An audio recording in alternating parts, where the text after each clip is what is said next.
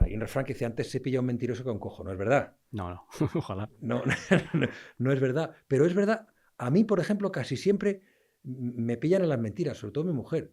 Claro. Claro, y yo digo, claro, no me lo he preparado. Pero dicen, no, es que no me la cueles porque me la estás colando y tal. Pero tiene su lógica, ¿eh? Tiene su lógica. Tu mujer conoce tu baseline, Sí, lo que lo que hablábamos hemos antes, sí, hablado sí, un poco antes. está conseguido. Ese Sí. es el baseline. Es decir, cuando yo conozco el baseline de mis hijos y yo les pregunto algo comprometido y su baseline es otro, digo, aquí pasa algo. Aquí ocurre algo. Oye, ¿quién se ha comido las galletas? Si mi hijo nunca mete los labios hacia dentro de la boca, el día que le pregunto si se ha comido las galletas y hace eso, que significa contención verbal, ¿por qué te estás conteniendo a nivel verbal? Es decir, has roto tu baseline, algo está ocurriendo. Pues eso ocurre con los más allegados. Somos capaces de poder detectar más en los más allegados, pero nada más. Oye, estabas hablando hace un momento del el valor de la neurociencia en este, digamos, en un aumento de las posibilidades de conocimiento del otro, de negociación en sentido beneficioso para uno. ¿La inteligencia artificial juega algo en esto? Mucho, mucho. Yo he participado en varios proyectos con la inteligencia artificial para poder leer a los demás, ¿no? No sé si recordáis el incidente de Will Smith en la entrega de los Oscars, cuando Sí, le dio el bofetón a este perfectamente. hombre. Pues al poco salió una inteligencia artificial haciendo una lectura de las microexpresiones de Will Smith y decía 98% ira, luego a los 3 segundos 33% sorpresa. Bueno, es un error. ¿Por qué? Porque lo único que está dando es cierto significado a ciertos movimientos musculares del rostro. Entonces, si yo frunzo el ceño, la inteligencia artificial va a decir que es ira. Pero yo puedo fruncir el ceño también por extrañeza. O para prestar atención. Exactamente. Por concentración. O porque Concentración. soy medio miope. Es decir, puede ser por muchas razones. Luego, no me va a poder descartar esto. La inteligencia artificial, en este ámbito, a día de hoy es incapaz de poder leer el contexto, que es lo que va a definir todo. Es decir, yo puedo saber cuándo es extrañeza o cuándo no por el contexto, pero la inteligencia artificial no. Entonces, ¿puede ser una herramienta para un analista? Sí, puede ser una herramienta porque te va a dar unos porcentajes que a lo mejor, si estoy mirando el tobillo, soy incapaz de poder ver qué acaba de ocurrir con la ceja, pero nada más, poco más, de momento. Yo no sé hasta qué punto podremos llegar. Yo veo difícil leer un contexto. Ya. Oye, Juanma, ¿esto tiene reglas universales? Es decir, Sí. tú te has formado en Estados Unidos, entiendo, con el FBI y tal, lo vemos en las pelis, por eso nos llama la atención, pero aquí en Tailandia, en Estados Unidos, en Mozambique, ¿el idioma es el mismo? Sí y no. Mira, ya me he puesto yo así como ¿Has tú. visto? Ya hemos conectado, ya hemos conectado. Pues mira, sí y no. Hay ciertos resultados corporales que son muy universales. Cualquier tipo de reacción fisiológica que nuestro cerebro determine que es para protegernos, por ejemplo, va a ser exactamente igual en todo ser humano, ¿no? El hecho de que cuando nos pegamos un susto, encogernos y tapar zonas vitales, eso lo hacemos todos. Las emociones en el rostro, en principio, deberían de ser universales. Las conocidas como las primarias lo son, pero luego hay ciertos gestos que no tienen que ver no son universales, tienen que ver mucho con la cultura de la persona. Puedes ver Bulgaria que dicen sí haciendo esto, por ejemplo. Ya. Pero doy un paso más, es decir, dentro de la universalidad de ciertos gestos hay un filtro cultural muy grande. Y te explico, por ejemplo, el rostro de sorpresa, que sería elevando las cejas y cayendo la mandíbula. Es universal para un japonés y para un cubano. ¿Pero lo va a mostrar igual el cubano que el japonés? No. ¿Por qué? Porque por cultura el japonés no evidencia tanto las respuestas emocionales como a lo mejor el cubano, o el de Cádiz, o el quien sea, ¿no? Luego sí hay un freno cultural en algunas cosas, muchas cosas. Y luego, por ejemplo, la escritura, la manera que tenemos de aprender a escribir también tiene que ver con algunos gestos, ¿no? La direccionalidad de cuando nosotros presentamos el pasado o el futuro tiene que ver con la manera que hemos tenido de aprender a escribir. O sea que un árabe Correcto. no dice pasado y futuro, lo diría en sentido contrario. Claro, claro, exactamente. Las lenguas semíticas que lo hacen de derecha a izquierda, pues lo posicionan de esa manera. Oye, Oye, muy guay esto, pero piensa todo el rato, siempre te lo digo, lo de los reels, que es lo que importa para llegar a la gente joven. estoy aprendiendo mucho con él. Juanma, te puedo llamar Juanma, ¿no? Sí, sí, claro. ¿Cómo puedes detectar a una persona que es psicópata o que tiene alguna psicopatía? Bueno, si es un psicópata integrado no lo vas a poder detectar, porque los psicópatas integrados son personas que gozan de este trastorno de la personalidad, pero que saben lo que tienen que hacer en cualquier momento y son capaces de impostar cualquier tipo de emoción que no sientan. Luego no vas a poder detectarlo. Y además la psicopatía es un espectro, es decir, va de menos a más. Y digamos, en lo alto de la pirámide de personas que... me voy a ir, por ejemplo, a Ted Bundy, que es una persona, era un psicópata, un asesino en serie, que le encantaba hacer daño, que mataba por placer, que le encantaba hacer sufrir a las personas, etcétera. Pues te vas a dar cuenta en el momento que te están haciendo daño y que en el momento que puedes medio decir, esta persona aquí ocurre algo. A nivel de analista, yo creo que una manera de poder llegar a plantearse cuando una persona pudiera gozar de una psicopatía de alto nivel es cuando las reacciones emocionales que no controlamos no están presentes, cuando deberían de estarlo. Por ejemplo, si en un momento dado, no sé, estamos en un velatorio porque se ha muerto una persona muy querida para el grupo y estamos todos muy tristes, un psicópata integrado va a elevar las cejas en el interior, la comisura del labio va a tirar hacia abajo, pues porque yo lo puedo controlar, ¿no? Y voy a mostrar la tristeza como se espera que se muestre. Pero luego hay otros componentes de la tristeza que no conocemos de manera consciente, que yo sí intentaría detectar en quien creo que pudiera ser un psicópata, como la hipotonicidad a nivel corporal, como, por ejemplo, la contracción de la hemicara izquierda, como las articulaciones muy blandas, etcétera, ¿no? Porque es verdad, además, que a nivel de detección de las emociones tenemos todo en el imaginario colectivo como que se detectan en el rostro, mejor que en ningún sitio, ¿no es así? Entonces yo me fijaría en estos sitios donde no se suele controlar para ver si efectivamente estás triste o no estás triste, lo estás impostando. Intentaría provocar reacciones emocionales en aquella persona que yo podría prever que pudiera serlo. Oye, hablando de detectar a este tipo de personas, tú cuando estás en un sitio con mucha gente, ya sea en el metro o en Gran Vía un 30 de diciembre, ¿cómo puedes intuir que una persona va con malas intenciones, que una persona quiere robar carteras? Además me fijo mucho. Pues normalmente es porque tienen un foco muy definido. Son personas que parece que están andando sin un rumbo concreto en inicio y tienen un sobrecontrol del entorno. Es decir, son personas que miran hacia un sitio, que miran hacia otro, además, y luego enseguida focalizan sobre alguien que no va con ellos. Entonces hay que mirar mucho dónde va el enfoque activo de este tipo de personas. Pero no es fácil, ¿eh? Y menos un 30 de diciembre en Gran Vía, ya te digo yo que no ves. Ya. Y en cuanto a los políticos, ¿tú notas que haya alguno en específico que mienta más que los demás? ¿O que se le note más que está mintiendo? No, yo creo que mienten todos igual. Todos por igual. No hay Sí. ninguno que digas, ufa, este se le está notando mucho. Yo creo que todos, en política en general, todos dicen lo que se espera que tienen que decir. Porque, salvo casos muy concretos que les da un poco igual, Donald Trump, Javier Milei, que les da igual todo, y hacen lo que tengan que hacer y dicen barbaridades y tal, y bueno, pues ahí está que no les ha ido mal.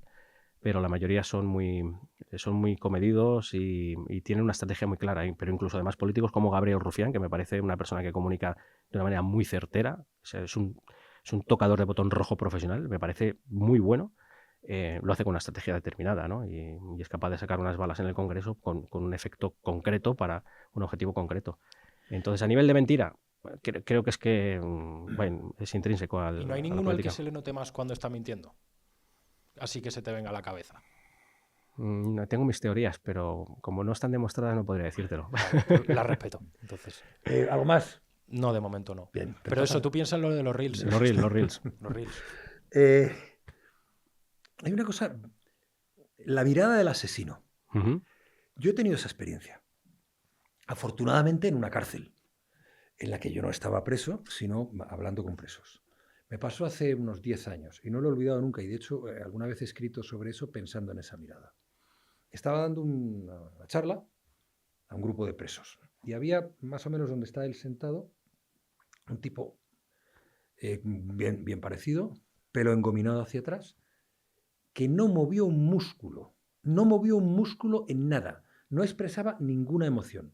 Yo le miraba con cierta inquietud porque me daba miedo. Luego me dijeron quién era. Ese tío ha matado a más de 100 personas. Es un sicario. Psicópata, ya te lo digo yo. Hostia, menos mal que estaba en prisión. Pero sí, es la mirada del asesino. ¿Tú esa me la puedes definir? Sí, te la puedo definir, y además le he aprendido un experto en comunicación no verbal argentino que desconocía este dato, o sea, de verdad que lo desconocía, y cuando de hecho le escuché a esta persona, bueno, es un antropólogo, es una mente privilegiada. Dije yo, ¿qué tontería acaba de decir este señor? Y me empecé a fijar. Y claro, dije yo, Dios mío, que es verdad. Mira, una de las miradas que más he visto yo después de escuchar a este señor es como una caída de los párpados superiores, ¿vale? Son miradas fijas, es verdad que luego hay evidencia científica que te explico que es brutal también con respecto al control a nivel gestual. Pero la mirada es una mirada donde los párpados superiores caen relajados en situaciones donde no debería de haber una situación así, ¿no? Como muy, muy relajado. Además con un foco activo muy, muy grande hacia la persona, muy pocos parpadeos. Y este experto nos define que él lo ha visto en asesinos en serie, que además son psicópatas, y lo ha visto también en tiradores activos, estos que se meten en un centro comercial con un fusil y se lían a matar a la gente. Y además lo suelen ver en momentos en donde cualquier tipo de ser no psicópata no estaría con esa relajación de párpados, sino que estaría muy tenso. Sería incluso más normal casi que se viera toda la esclerótica del ojo, ¿no? Por la tensión, si no están tranquilos. Y se ven en muchos. Bueno, de hecho yo en mis redes sociales he publicado unos cuantos porque desde ese momento, cada vez que lo veo lo voy poniendo porque me llamó muchísimo la atención. Luego hay, por ejemplo, a nivel de evidencia científica con respecto a los psicópatas, se hizo un estudio, creo recordar que fue en Canadá, donde, bueno, se hicieron entrevistas a diferentes reclusos y a la par se les hacía unos test de personalidad, ¿no? Y casualmente se observó que aquellos que estaban dentro del espectro de la psicopatía medio alto eran todos aquellos que gesticulaban menos y que además presentaban una mayor rigidez del cuello, es decir, estaban más rígidos, con un foco activo mucho más lento, mucho más suavizado. Suavizado me refiero en que no había ojos sacádicos, ¿no? Movimientos sacádicos de los ojos. Entonces, mezclando todo esto, sí que podríamos definir a lo mejor ciertos gestos un poquito más compatibles con este tipo de personas. ¿Sí? Pero, antes hablábamos al principio de la conversación de cómo opera la emoción por encima de la razón. Claro, esta gente que no tiene ninguna emoción, Sí, tienen, que sí. no tienen empatía, sí. Tienen emociones. O sea, no tienen empatía, pero tienen emociones. Sí, sí, empatía no tienen culpa, no, es decir, no conectan absolutamente con nadie, no, como podemos hacerlo cualquiera, pero sí tienen emociones. Es decir, emociones tienen, por ejemplo, la alegría más empática, la alegría más social, más por me alegro que te haya ocurrido esto, eso no lo tienen. Tienen una alegría propia de lo que me ocurre es beneficioso para mí. Tienen miedo, para mí, una tristeza por otro no lo va a tener nunca. Entonces es una serie de emociones mucho más cercanas a él y sobre todo luego tienen, por ejemplo, una gran exposición a la ira. Hay psicópatas que son muy violentos y muy reactivos, ¿no? Que mucha gente piensa que es el psicópata asesino y tal es como muy planificador, tal, sí, pero también tiene reacciones muy, muy viscerales, ¿no? Tienes el caso de Richard Kuklinski en Estados Unidos, que mató a más de 200 personas, que mataba con una violencia extrema, porque se enfadaba mucho. Y era un psicópata importante. ¿Matar puede dar gusto? Pues por lo visto sí, yo no lo concibo, pero hay gente que lo busca porque es la única manera que tienen de poder tener sensaciones diferentes a las que tienen en su vida habitual. Es decir, un psicópata digamos, de la parte alta de la tabla no va a poder obtener ciertas sensaciones si no es por el dominio, si no es por la sumisión, por ese poder sobre otras personas que llega digamos, el culmen llega en el asesinato, ¿no? En el poder matar a una persona y sentir ese poder llega incluso a despertar instintos sexuales en algunos asesinos, llegan a tener erecciones, ¿no? Cuando están matando a personas. O sea que... ¿Alguna vez te has encontrado en una situación de estas frente a alguien realmente peligroso o en una negociación complicada? ¿Con terroristas o con rehenes? Fíjate, yo lo que más quizá me ha impactado, muy lejos de a lo mejor de cualquier tipo de negociación así un poquito más rara, han sido más de delincuentes sexuales y sobre todo vinculados con los niños, ¿no? Ya, eso es terrible. Sí. Es terrible. Yo no sé si además es un poco por mis prejuicios también y intento ser consciente de que trabajo bajo sesgos importantes en ese sentido y mis prejuicios son enormes, pero he visto maldad en algunos, enorme, y como padre me aterra. Claro, eso te iba a preguntar, el mal está ahí y Sí, lo tenemos cerca. Sí, lo tenemos cerca y no es por alertar a nadie, ni muchísimo menos, pero gracias a no sé a qué, pero desde luego vivimos ahora mismo en un país donde la seguridad es alta, pese a que Algo tendréis que ver los cuerpos de seguridad, ¿no? Sí, sí, claro, hombre, desde luego, ¿no? Aunque sí es verdad que la cosa no se está poniendo muy allá, pero aún así uno puede andar por la calle hablando con un iPhone y no pasa nada, ¿no? Pero yo he tenido una época de crianza de mis hijos donde yo no podía perder de vista en el parque, por las cosas que he tenido que ver. Y eso me aterraba. Y luego lo hemos visto, es decir, hemos visto agresores sexuales. Por ejemplo, el pedófilo de Ciudad Lineal era vecino mío. Entonces, yo muchas veces mi mujer me decía, estás obsesionado, tranquilo y tal. Y pues mira, el vecino que tenías, ¿no? No es común, no es normal, pero estar está. Entonces, no hay que obsesionarse, pero hay que estar pendiente, claro. Juanma, ¿qué es lo que más te piden, te demandan, enseñas a la hora de hablar de negociación y lenguaje gestual, las personas a las que les das clases o les Bueno, enseñas? inicialmente casi todo el mundo viene con el chip de la detección de la mentira.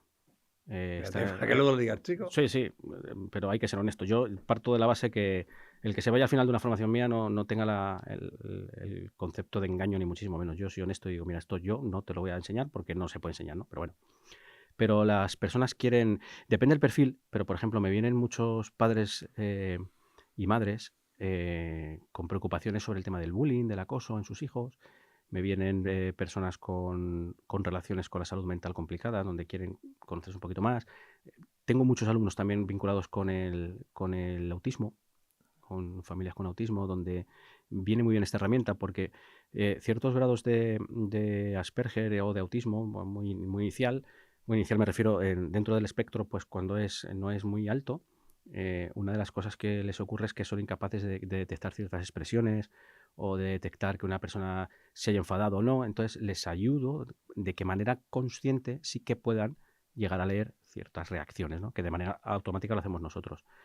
Y luego a nivel de negocio, pues la gente necesita no perder el tiempo, darse cuenta de cuando la cosa tiene posibilidades o no tiene posibilidades. Entonces, aquí es verdad que hay que hacer una mezcla más de comunicación en general, no solamente de comunicación no verbal, sino de estrategias de comunicación y de poder lanzar ciertos inputs donde tú vas a poder observar si hay una posibilidad o no de poder llegar a un acuerdo, por lo menos beneficioso para uno. Me gustaría insistir en eso, porque antes hablábamos de algunas referencias que hay que tener en cuenta. Si alguien se cruza de brazos y levanta lo tienes complicado. Pero, ¿cómo saber que un no es un sí o un sí puede ser un no?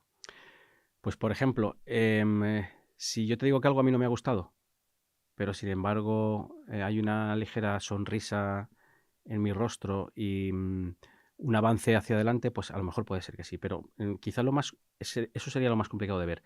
Lo más fácil de ver es cuando alguien te dice que está muy bien todo, lo típico, ¿no? Un jefe que te dice, me parece muy bien, lo tengo en cuenta, sí, lo voy a considerar. Y realmente no, realmente es que no. Por ejemplo, yo hay un gesto que a mí me maravilla, me parece una pasada porque lo veo continuamente todos los días, varias veces, y en mí, es el pinzamiento de nariz. Este pinzamiento de nariz, ¿vale? Puede significar cualquier cosa, quiero decir. Puede significar resfriado, puede significar mil historias. Pero tú imagínate que tú estás delante de una persona, estás negociando lo que sea, o estás comentando lo que sea, y te estás dando cuenta que lleva 20 minutos y no se ha tocado la nariz. O media hora y no se ha tocado la nariz, ¿vale? Entonces ahí ya sabemos que el baseline no es que se esté de vez en cuando tocando la nariz. Lo tenemos claro, ¿no? Eso está claro, vale. Ahora vamos al principio de acción-reacción. Es decir, siempre que se produce una reacción, tenemos que identificar la acción. Ya es cuando yo te digo, oye, ¿qué te parece si cuando termine la entrevista nos tomamos una cerveza y hablamos? Vale, si nos da tiempo, y haces, bueno, si nos da tiempo, sí, yo no voy a insistir. ¿Por qué? Porque si no te has tocado la nariz en media hora y te tocas la nariz solo, cuando te digo eso, y esto lo interpretamos como que algo no te gusta o intuición de problemas, yo no voy a insistir. Luego hay muchas reacciones, hay muchos gestos que son indicadores de que algo no te está gustando. El pensamiento, echar la nariz para arriba, la contención verbal, elevar una ceja, la ceja derecha, por ejemplo, es cuando estás medio expulsando a la otra persona. Hay muchos indicadores de Carlos Sobera. De algo negativo. Pero él lo hace consciente, él hace ahí Carlos así. Pero cuando yo, por ejemplo, dices algún comentario y yo hago esto, muy bien, y hago pum, solamente con la ceja derecha, podría ser. Digo podría, ¿eh?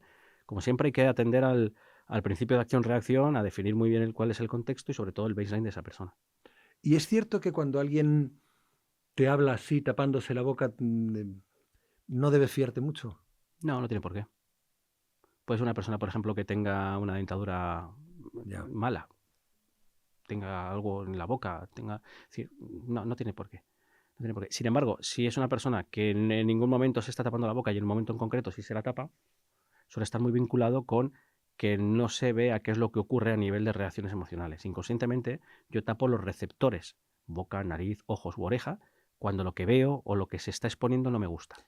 O sea que es importante atender algún gesto que no hemos visto durante toda la conversación Eso es. y tratar de interpretarlo. Es más, te voy a poner un ejemplo real. Una enfermera del Suma 112 de aquí de Madrid hizo una formación mía y ella que se acordaba mucho de acción-reacción, acción-reacción. A ver, yo le decía muchas veces, a veces no hace falta ni saber qué significa un gesto, simplemente verlo y ya sabes que ha ocurrido algo. Fue una persona que se había quedado en el suelo con una hipoglucemia enorme y ella, pues al verla, la recuperaron, ¿no? Inyectando glucosa intravenosa y claro, ella preguntó, esta reacción es muy rara, ¿no será que tendréis por aquí insulina? Y al decir insulina, esta persona reaccionó. Hizo esto, que es asco, y se metió los labios hacia adentro, que es contención verbal. Y ella no tenía, mi alumna no tenía ni idea, no recordaba qué significaban los gestos. Pero ella se acordó, acción-reacción. O sea, si tú acabas de usar una reacción, ¿qué ha producido la reacción? La insulina. ¿Qué tiene que ver lo que le acaba de ocurrir a él con la insulina? Pues al cabo del tiempo descubrieron que él se inyectó la insulina para acabar consigo mismo. Luego ya no sabía lo que significaba, pero sabía que algo tenía que ver con la situación. Luego, en ocasiones, con el mero hecho de ver una reacción, ya decimos, aquí está pasando algo. Y ya es quizá mi manera de poder entrevistar y de hacer preguntas, si no tengo mucho conocimiento es en la lectura de los gestos, lo que me pueda al final hacer ver qué es lo que ocurre, simplemente con tus respuestas. Y en positivo, quiero decir, porque lo que estamos hablando es de algún gesto negativo que nos indica que algo no ha ido bien, pero en positivo que el otro quiera ocultarnos algo también, pero que no sea malo, que él no quiere decirnos que le ha encantado. Es decir, yo voy a ver una casa, entonces sé que me han puesto, que hay un precio al alquiler, y entonces me parece maravillosa, y el precio está muy bien, pero como quiero que me lo rebaje, que hago como que no me gusta. Pero claro, seguro que reflejo en algún momento, puedo reflejar en algún momento que sí, que no me tires... Comisura de los labios hacia atrás y hacia arriba, que están muy vinculadas con la felicidad, con la alegría. Es muy probable que la parte izquierda del rostro esté más dilatada, porque hay una activación positiva del hemisferio derecho del cerebro. Es fácil que haya algún tipo de rascado en los cuádriceps, probablemente de derecho o izquierdo, que tiene que ver con el avance según una de las escuelas de comunicación no verbal. ¿Qué más puede haber? Puede haber contención verbal, ¿no? Que podría ser negativo o positivo, pero si los demás aspectos son positivos, pues seguramente es que te diría que me encanta, pero no te lo voy a decir. Probablemente el tener una postura más amplia de lo normal, es decir, el poder sacar un poquito más de pecho, el poder ver la casa y el poder abrir un poquito más las piernas en el posicionamiento vertical, incluso en el separar un poquito más los brazos del cuerpo, un poquito más de lo normal, pueden ser indicadores de que todo está muy en orden y que te está gustando lo que estás viendo.